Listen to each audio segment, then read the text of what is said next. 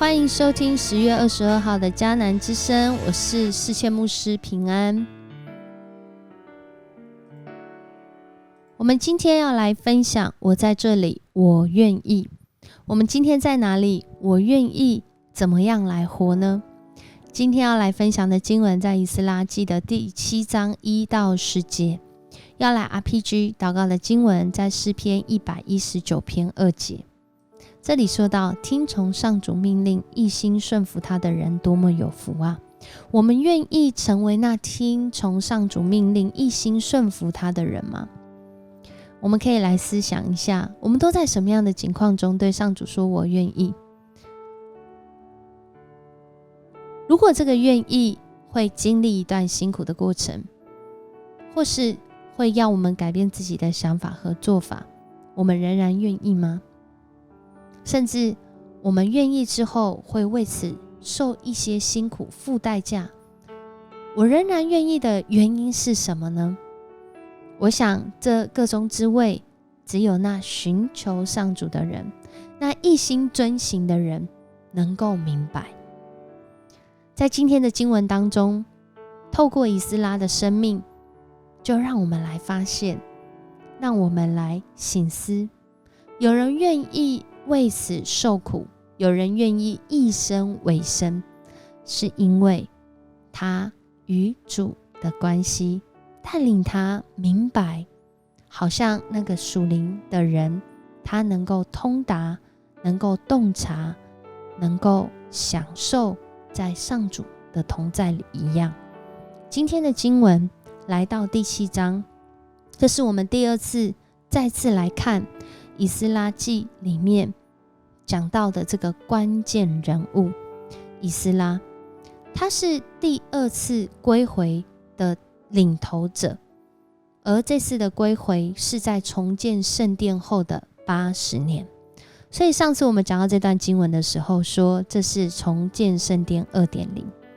因为当这个建筑物建立好之后，过了80年，想必耶路撒冷一定有一些变化，而上主的心意是要他们回到耶路撒冷，不只是要重建那看得见的圣殿，更重要的是我们的生命有没有分别为圣，有没有分别归属于上主，活在他的心意当中。于是上主呼召以斯拉，他是一个大祭司亚伦的后代，而且是一个对上主话语透过摩西所颁布法律非常熟悉的一个人。在今天的经文当中这样来形容他，说他一生专心研究并实行上主的法律，又把一切法律条例教导以色列人民。他是一个专心寻求上主的人。而在和合本这样说，以斯拉立志考究定制考究遵行耶和华的律法，又将律例典章教训以色列人。为什么说到和合本呢？因为其实在这个比较早一点的中文，它在往前翻译到原文的意思，定制决心考究律法，其实它的比较白话的说法就是他一生他立定心意，他要来回应上主的心意。他怎么回应呢？当然第一个就是他要认识他话语的意思嘛。所以其实考究呢，在旧约出现了很多次160几次在这160几次当中呢，我们很容易理解的就是考究很常用2个词出现，一个就是寻求，一个就是求问。意思就是当人他考究，他想要知道上帝的心意，上主的心意的时候，他透过寻求，他透过求问。所以我们看见许多的先知，他们求问耶和华，我们看见许多的经文说他们寻求神的心意，而这个寻求跟考究就是同一个意思。意思就是他们不仅是知道上主的意思是什么，他们更是去遵守，去遵行。也就是说，以斯拉他是一个不但是认识上主话语，并且他要他自己就去遵行，然后透过这样的过程中，他委身教导，让人民知道上主要他们敬拜是为什么，上主要他们在这里献祭，要他们这样生活的原因，按着摩西律法的教导，他一生就委身其中。当然我们看见在这段经文里面，这样的一段经文不是说以斯拉他所说的一切亨通顺利，就目前第7章看来的确是这样哦，因为他要求每一件事情皇帝都准许他。然而有讲到皇帝准许他的原因，是因为耶和华帮助他，上主帮助他，如同他的名字耶和华的帮助，他领受从上主来的帮助。而上主为什么帮助他呢？我们不知道原因，但我们更知道的是，因为他按着上主的心意去行，他将上主的律法，将上主的带领真的是一一的教导以色列人民，使他们能够在上主的话语里面行出合他心意的事。而这样的教导者，他不是没有挑战。在未来的时间，我们就会看见，当以斯拉他一生继续的考察、研究、遵行、见证，并且教导上主的话语，他仍然有一些的困难，但是也因此他再次经历到上主在他生命当中那一个各式各样的转机，各式各样的智慧和聪明，各式各样从那困境突破的方法就临到他的生命。有一个见证，有一个故事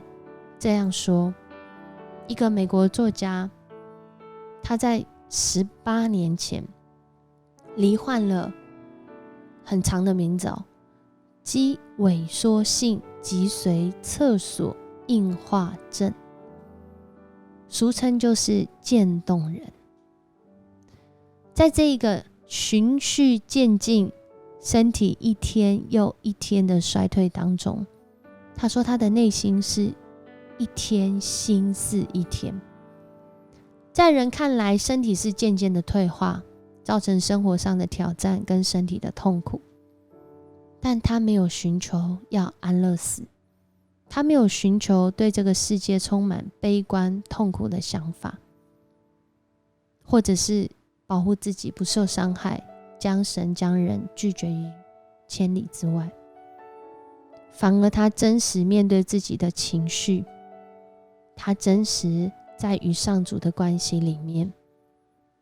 不是问为什么，而是问怎么办。这是他经历这样的一个病痛当中他所说出来的。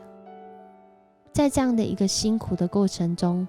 一生寻求上主的心意，这是一个委身，这也是一个挑战。因为我们都知道渐冻人是渐渐的没有办法控制自己的身体，没有办法控制自己的动作，或许接下来也没办法控制自己的情绪。然而在这个经历里面，他却说这是他一生最美好的时光，因为他一次又一次的与主的关系里胜过内心的痛苦，内心的骄傲。当他向神展现自己真实的软弱，真实的活出神造的自己，他的心里得着那难以想象的平安。这是一个常人很难理解的过程，但是他却说这是他最被上主祝福的事，因为他一生活在与主的关系里面。当他一生考究、寻求、连结与神的心意，这位美国的作家，他经历这18年来的辛苦，却也在这18年来不断数算神的恩典。他说，我在这里，我愿意。而我们呢？我们或许不需要这么辛苦，当然我们也有我们辛苦的地方，可是在这无可避免的挑战和困难临到的时候，上主他定义要帮助寻求遵行他心意的人。我们愿意如此来寻求，我们愿意如此来遵行，我们愿意如此来教导吗？求神帮助我们更多来认识他的心意。我们一起来祷告。主，我们真的要来到你的面前说，在很多时候我们并不知道我们被呼召未来的道路是什么，但是我们相信，当我们愿意信靠你，跟随你，遵行你话语去行的时候，你的话语是要祝福那遵行你话语的人，来得到从你来的赐福。这赐福里面会有无可避免的挑战和困难，甚至我们一直行在那困难当中，然而上主却一次又一次的帮助我们，让我们的心随着你的心意更新而变化，有那活泼的道，有那活泼的意念，有那活泼的创意，带领我们在寻求你心意的过程当中，一步一步的走这恩典的道路，一步一步的靠着你来突破眼前的困难。因为你是掌管生命的主，你更是掌管历史的主。我们如此来到你面前寻求你的心意，也再次说，主，我们愿意成为那个被主呼召而使用的人，帮助我们今天不论我们在哪里，我们都愿意活出上主的心意，而那美好的事就要临到我们当中，因为耶和华的帮助要临到今天每一个寻求他、遵行他心意的人。我们这样祷告，奉主耶稣的名求，阿们。很高兴跟你一起分享迦南之声，愿上主的帮助临到今天的你，不论你在哪里，当你来寻求遵行他的心意，你就要像以斯拉一样，到哪里都经历上主的帮助跟祝福。我是思谦牧师，我们明天见。